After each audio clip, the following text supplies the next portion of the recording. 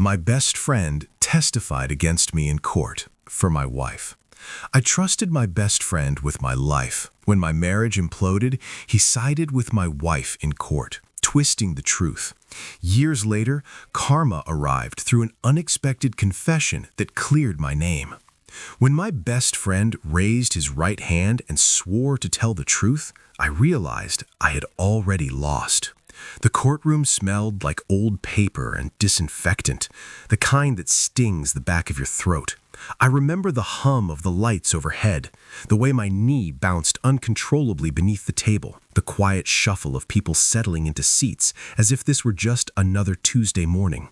My wife sat 3 rows ahead of me, her shoulders straight, hair pulled back the way she did when she wanted to look composed. She didn't turn around, not once. And then there was him, Ethan, my best friend since college, the guy who once drove 3 hours at midnight because my car broke down, the man who stood beside me at my wedding, who toasted to loyalty no matter what, clinking his glass against mine with that crooked smile.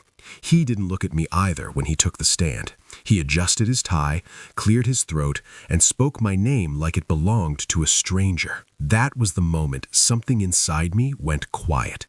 Before all of this, my life was painfully ordinary in the best way. I worked as a project manager for a mid-sized construction firm. Long hours, steady pay, nothing glamorous. My wife Laura was a paralegal, sharp-minded and organized to a fault. We lived in a 2-story house with peeling white paint and a porch that creaked when you stepped on the 3rd board from the left. Sunday mornings were for burnt toast and overbrewed coffee. Friday nights were takeout on the couch, the TV volume low, our legs tangled more out of habit than passion. Ethan was part of that rhythm.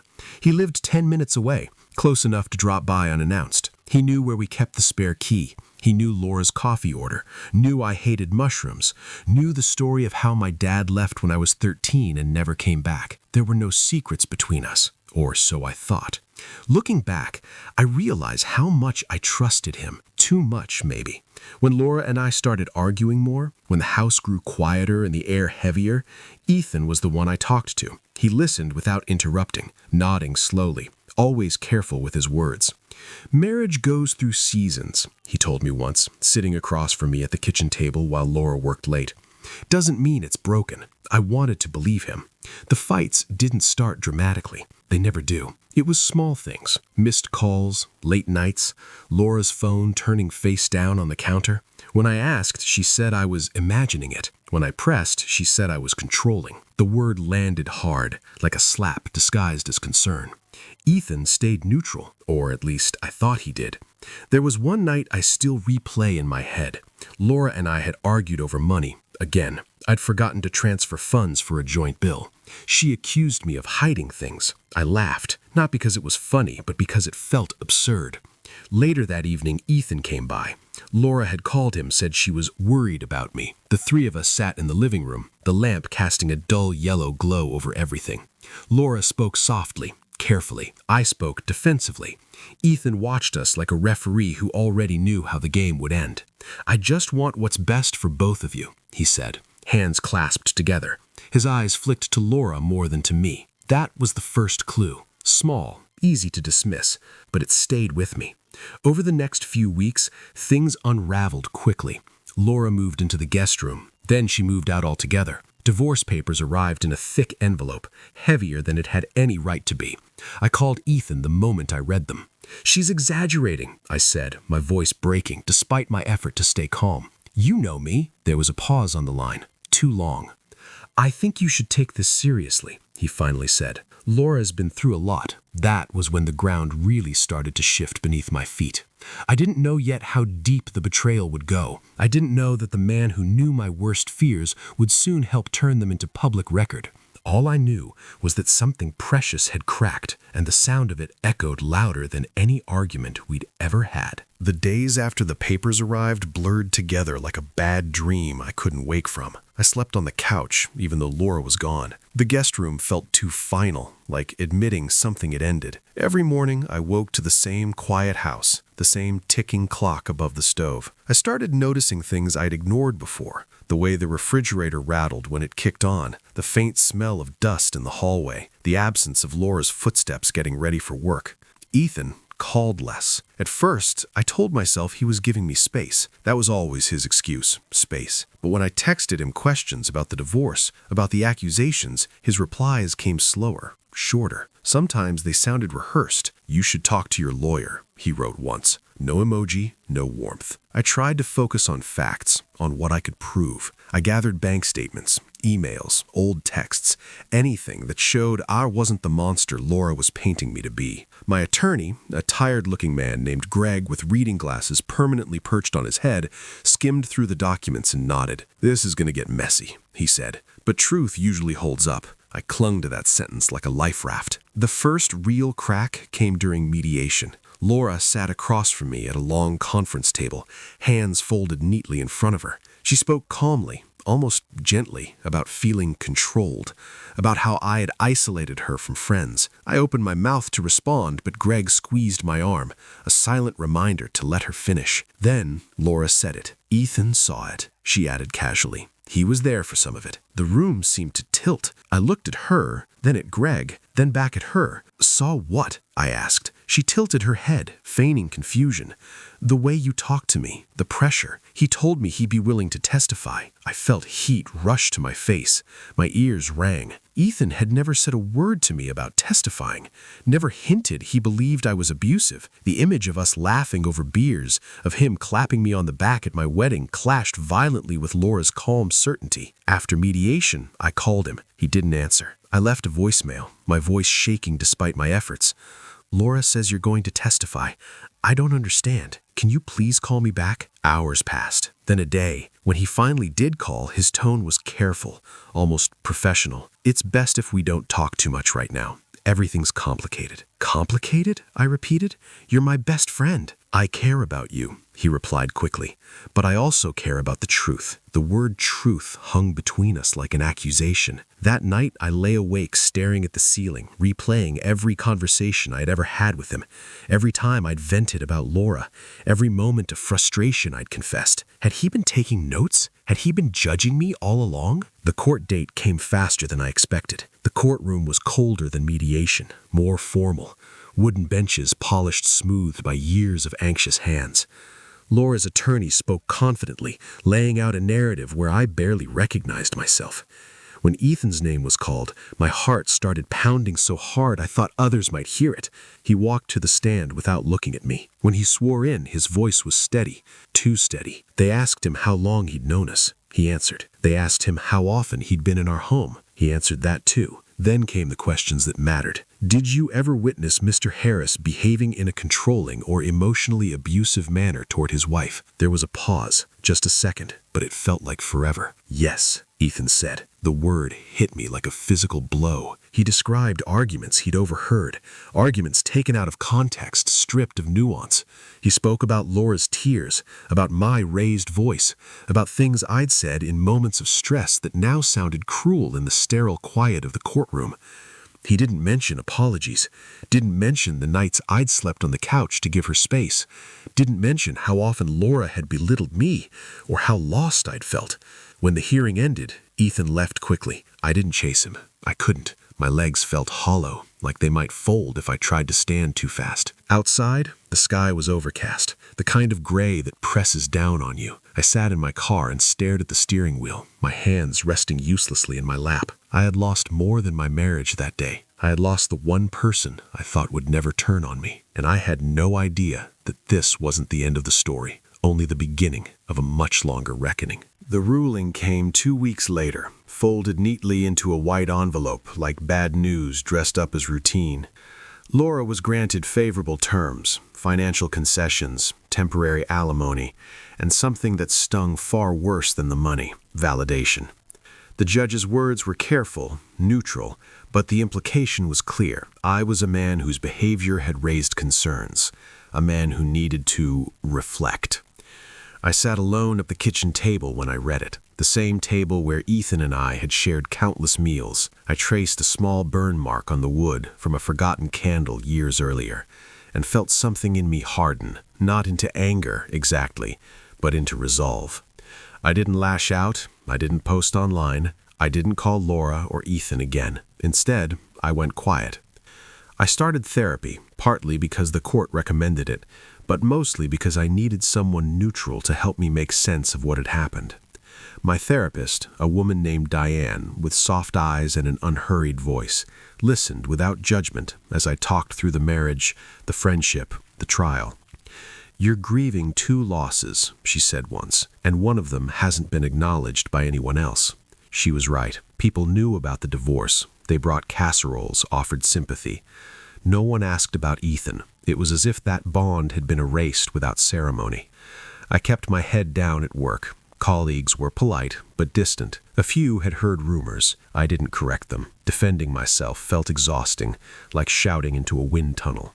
Months passed, then a year. Life reshaped itself slowly. I sold the house, moved into a smaller apartment near the river. I learned the rhythm of living alone, how quiet evenings could be comforting instead of lonely, how cooking for one required less effort but more intention. I ran in the mornings, read books I'd been meaning to read for years. Every now and then I thought about Ethan, about what he'd gained by testifying the way he did. He and Laura stayed in touch, at least for a while. I heard that through mutual acquaintances, their voices lowering when my name came up. I didn't ask questions. Then, almost 3 years after the trial, the past came knocking in the most unexpected way. It was a voicemail from a number I didn't recognize. "Hi, this is Mark Reynolds. I don't know if you remember me. I'm Ethan's cousin." I remembered, barely. We'd met once at a barbecue. "I'm calling because I think you deserve to know something about the trial, about Ethan." I listened to that message 3 times before calling back. We met at a quiet coffee shop on the edge of town. Mark arrived early, already seated, his hands wrapped tightly around a mug. He looked uncomfortable, like someone about to deliver news he hadn't fully processed himself. "This isn't easy, and I don't want anything from you, but Ethan told me some things before he moved away, things that didn't sit right." My pulse quickened, but I stayed silent.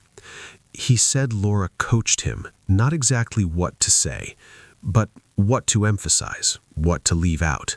He told her he wasn't sure, that he didn't remember things the way she did, and she said the court needed clarity." I felt a familiar ringing in my ears. The coffee shop faded into background noise. "He said he felt responsible for her," Mark said, "that she leaned on him a lot, emotionally, and that by the time the trial came around, he didn't know how to back out without looking bad." "Did he lie?" I asked quietly. Mark swallowed. "He said he stretched the truth, that he framed moments to sound worse than they were." I sat back, my chest tight. A strange mix of relief and grief washed over me. Relief that I wasn't imagining things. Grief that it had taken this long. "There's more," Mark added. He wrote it down, in emails, messages. He sent some of them to me when he was panicking. I have copies. I didn't speak for a long time. When I finally did, my voice surprised me with its steadiness. "Why tell me now?" Mark looked down at his hands. "Because he's not sleeping, and because what he did is eating him alive." Ethan, it seemed, had moved cities, changed jobs, tried to start over. But guilt has a way of following you, no matter how far you go. I thanked Mark. We parted quietly. That evening, I sat by the river near my apartment, the water reflecting the soft orange of the setting sun. For the first time in years, the weight on my chest felt lighter. Not gone, but manageable. The truth had a pulse again, and I realized something important in that moment. Vindication doesn't always come with applause. Sometimes it arrives in a whisper, carried by someone who finally couldn't keep quiet anymore. I didn't act on the information right away. For weeks, the emails Mark sent sat unopened in a folder on my laptop, like something radioactive. I'd glance at the file name, feel my stomach tighten, then close the screen. Knowing the truth existed was one thing, touching it was another. What finally pushed me was a dream. In it, I was back in the courtroom. Ethan was on the stand again, but this time, when he opened his mouth, nothing came out, just silence. The judge waited. Laura stared straight ahead. Everyone turned to look at me, as if I were the one who needed to speak. I woke up before dawn, heart racing, the room dim and unfamiliar in that early morning way. I made coffee and finally opened the folder. The emails were dated just weeks before the trial. Ethan's words stared back at me in black and white, hesitant, conflicted, unmistakably human. I don't remember it being that bad. She keeps saying the judge needs to hear how serious it was. I feel like I'm choosing sides, and I hate that. I don't want to hurt him, but I don't know how to say no anymore. There it was. Not a dramatic confession, not a declaration of evil, just weakness, fear, a slow erosion of integrity. I forwarded everything to Greg, my old attorney, with a short message. "Is this something?" He called me an hour later. "It's something," he said carefully. "It doesn't erase what happened, but it raises serious questions about the credibility of a key witness." "What does that mean?" I asked. "It means," he said, "if you want to reopen this, we can try." The word try carried weight. Reopening meant revisiting pain, facing Laura again, facing Ethan. I thought about it for days, about how quiet my life had become, about how hard I'd worked to rebuild it without bitterness. Was justice worth risking that peace? In the end, I realized something. I wasn't doing this to punish anyone. I was doing it so the story of my life wouldn't end on a lie. The motion was filed. Laura's attorney pushed back, called it circumstantial, claimed Ethan's doubts didn't negate his testimony. Then Ethan did something no one expected. He contacted Greg himself. He asked to submit a sworn affidavit. I wasn't in the room when he wrote it, but when Greg read it to me over the phone, I had to pull my car over. Ethan admitted he had exaggerated, that he had allowed Laura's interpretations to influence his own memory, that he had felt emotionally entangled and afraid of abandoning her when she was vulnerable. He stopped short of using the word lie, but he didn't need to. The meaning was clear. "I should have protected the truth," he wrote. "Instead, I protected myself." The judge agreed to a limited hearing. Walking back into that courtroom felt surreal, like stepping into a photograph from another life. Laura sat on the opposite side again, her composure tighter this time, more brittle. She glanced at me once, her eyes flickering with something I couldn't quite name. Anger, fear, maybe regret. Ethan testified again. This time he looked at me. His voice wasn't as steady. His hands shook slightly as he explained how his testimony had been shaped, how he'd let emotional pressure guide his words. He didn't apologize, not directly, but when his voice cracked, I knew he wanted to. The judge listened carefully, asked questions, took notes. When the ruling came, it wasn't dramatic. No gavel slam, no grand speech. The court amended the record, acknowledged that the original testimony had been unreliable, adjusted the findings. Quietly, officially, my name was cleared of the worst accusations. It didn't change the divorce. It didn't give me back the years I'd spent doubting myself. But it gave me something else, my truth. Outside the courthouse, I stood alone on the steps, breathing in the crisp air. I didn't feel triumphant. I felt finished, like a chapter had finally been closed properly. Ethan approached me hesitantly. He knows I don't deserve it, but I'm sorry. I looked at him for a long moment, at the man I'd trusted like a brother, at the man who had failed me. "I know," I said. It wasn't forgiveness, not yet, but it wasn't hatred either. And for the first time in a long while, that felt like enough. I didn't speak to Laura after that day. There was nothing left to say. She moved away shortly after the amended ruling, starting a new life that didn't involve me. I didn't follow her story. I didn't care to. Closure isn't always loud. Sometimes it's the quiet knowledge that the weight has finally lifted. Ethan and I met a few more times over the following months. At first, our conversations were stilted, like we were treading over broken glass. But gradually, the tension softened. He didn't try to justify himself anymore. He listened. He admitted how wrong he'd been. Not in a dramatic confession, but in the quiet, messy, human way that words often fail to capture. One rainy afternoon, we sat on my apartment balcony, cups of steaming coffee in our hands. The city smelled wet and metallic. "I don't know if we can go back to being friends," he said, voice low, "but I want to try, even if it's slow." I nodded, looking out at the rain streaking the river. "I want that too," I said, "but we take it one step at a time." It wasn't perfect. Some mornings I still woke up remembering the courtroom, the betrayal, the months of fear and self-doubt. But slowly, those memories became just that, memories, not the story of who I was anymore. just moments that taught me how fragile trust can be and how strong it can survive if tended carefully. I rebuilt my life deliberately. I found a small job managing a new project, something steady, something that required focus and precision. I made new friends, not to replace the old, but to expand the circle of people I trusted. I learned to enjoy my own company, to cook without rushing, to sit in silence without fearing it. One evening, I walked along the river and watched the sunset. The water glimmered pink and gold, and I noticed how alive it felt, how open, how forgiving the world could be if you let it. I realized that truth is rarely immediate. It doesn't always come with drama or fireworks. Often it comes quietly, like a whisper, a confession, a folder of emails 3 years late. And when it does, you have a choice: to clutch it, to scream at the injustice, or to let it free you. I chose freedom. I don't know what lessons Ethan learned beyond guilt, or whether Laura ever truly reflected on her part in the story. I don't dwell on it. Life, I discovered, is more about how you respond when betrayal hits you, not just when the world is kind. Sometimes I still think about that day in the courtroom, about the cold smell of disinfectant, the shuffle of papers, the hum of the lights. But instead of pain, I feel perspective now. I feel gratitude for the quiet, for the chance to reclaim my story, for the friendships that endure even after fractures, and for the strength I didn't realize I had. If I could ask you one question, it would be this: when someone you trust betrays you, do you seek revenge, or do you wait for the truth to find its way? I can tell you, waiting was the hardest and best choice I ever made. And if you're listening to this thinking about someone who's wronged you, or someone you've wronged, maybe take a moment to breathe, to consider, to see if there's a path forward that doesn't destroy either of you. The world isn't just about punishment. Sometimes it's about the quiet restoration of truth. I tell my story not for sympathy, not for applause.